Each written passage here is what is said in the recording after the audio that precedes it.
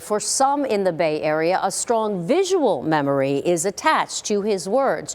You may not know this, but back in 1961, 7 years before his death, Dr. King traveled here and spoke in front of thousands of people in Tampa. And over the past year, in fact, our in-depth reporter Anthony Hill has been interviewing people who attended or remembered that very visit, even speaking last year with a mother and son who attended. And now this year, he's adding on to his collection, interviewing a historian and a local man who remembers the excitement many people felt about Dr. King's arrival. Here's the story in their own words. I've been in the community since 1962. Was displaced by the interstate. And so we moved to West Tampa, and I've been involved in the community in West Tampa all of my life until I went to college. Black people lived on one side of the Tampa, and white people lived on the other side.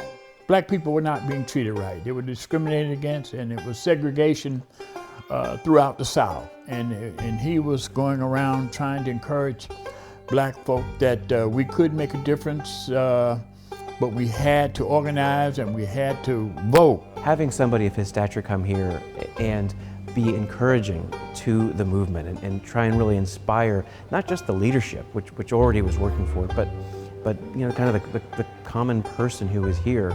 My mother brought me as well as my younger brother and sister.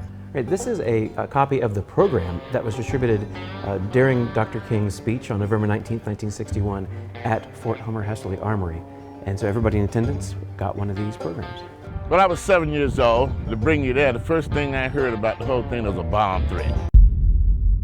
As Dr. King arrived to Fort Homer Hesterly, he witnessed that the facility had been evacuated.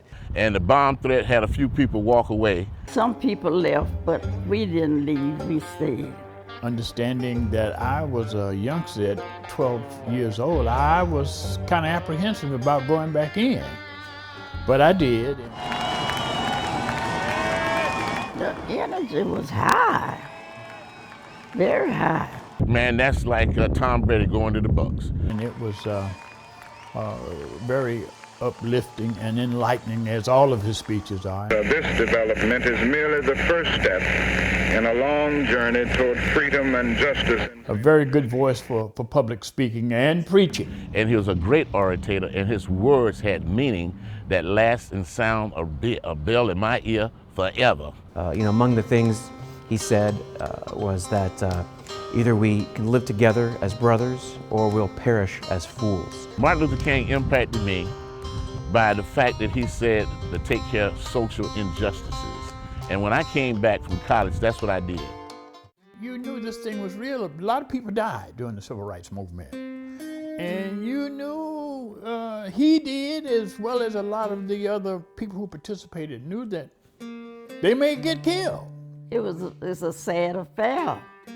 It was a very sad affair when they found out he had been killed. It was a terrible thing, and everybody all over the black people in particular, and there were many whites that were very upset about what transpired as it relates to his killing.